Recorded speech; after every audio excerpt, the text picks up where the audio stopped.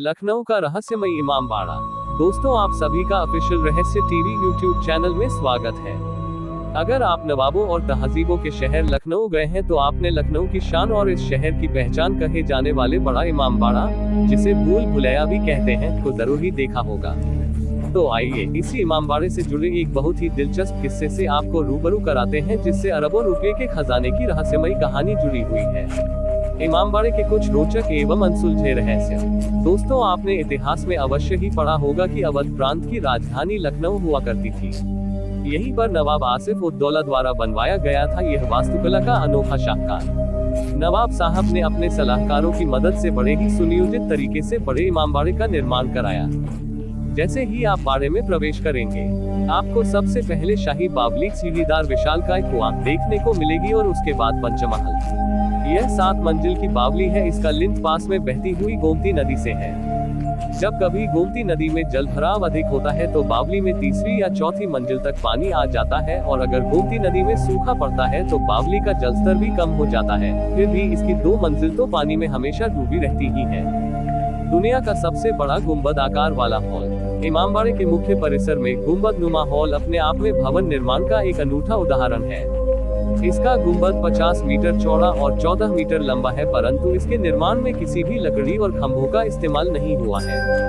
यह वास्तव में दाल, चूना पत्थर और चावल की भूसी छिलके जैसी चीजों से बना है, जिन्हें लखोरी ईंटें कहा जाता है। इस इमामबाड़े के परिसर में एक मस्जिद भी है, परंतु उसमें गैर मुस्लिम लोगों को जाने की अनुमति नहीं होती है। ऐसा माना जाता है कि इसका सेंट्रल हॉल दुनिया का सबसे बड़ा गुंबद आकार वाला हॉल है।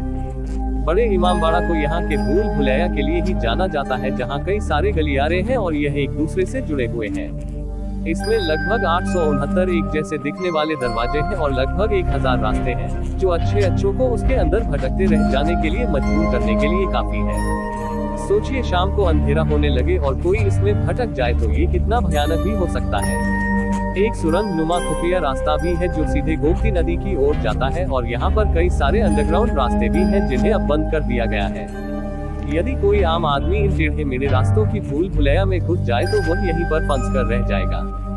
यहाँ की दीवारों का भी निर्माण ऐसे किया गया है कि वह खोखली है और एक कोने पर होने वाली बातचीत दूसरे कोने पर आसानी से सुनी जा सकती है। कहते हैं कि इसी खोखली दीवार वाली इमारत से कहावत शुरू हुई कि दीवारों के भी कान होते हैं।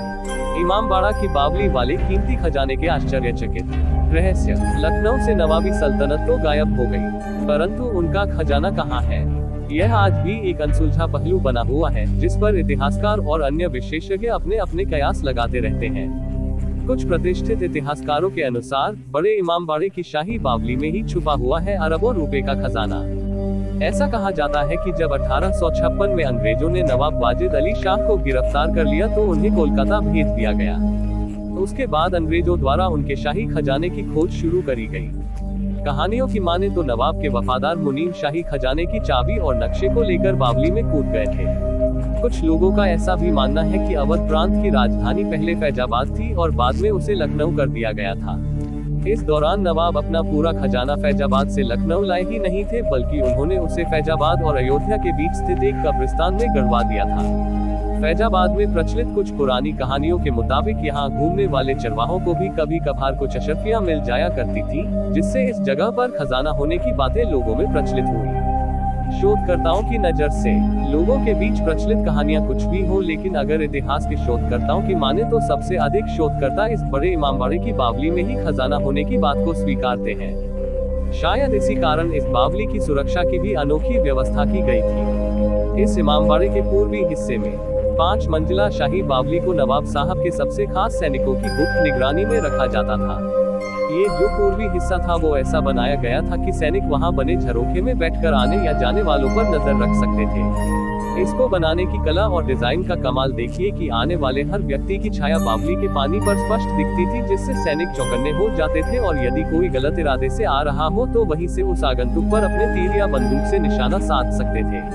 कहते हैं कि एक बार अवध क्षेत्र में बड़ा ही भीषण अकाल पड़ा, जिससे चारों तरफ भूखमरी फैल गई।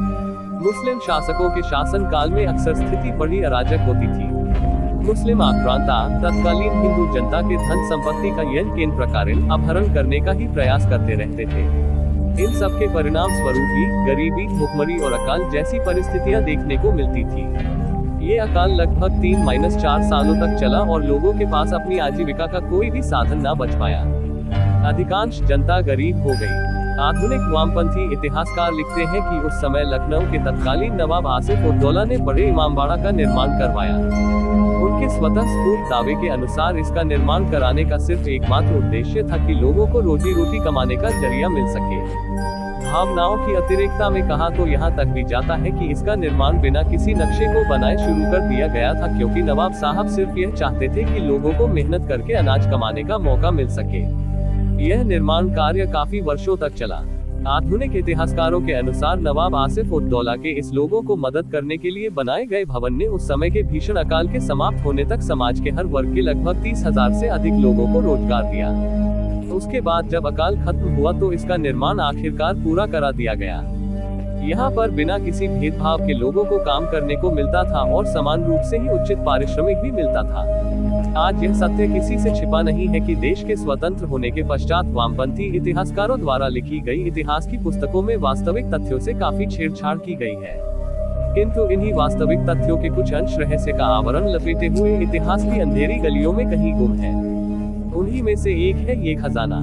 ये खजाना है तो जरूर, क्योंकि इतिहासकार और शोधकर्ता इस बारे में एकमत है कि अंग्रेजों के कब्जा करने से पहले नवाब साहब के पास अथाह दौलत थी, जो अंग्रेजों के भी होंठ नहीं आई तो खजाना गया कहाँ, जो आज तक रहस्य बानी हुई है। दोस्तों, यह रहस्य स्टोरी आप लोगों को कैसी लगी हमको कमेंट करके बताएं।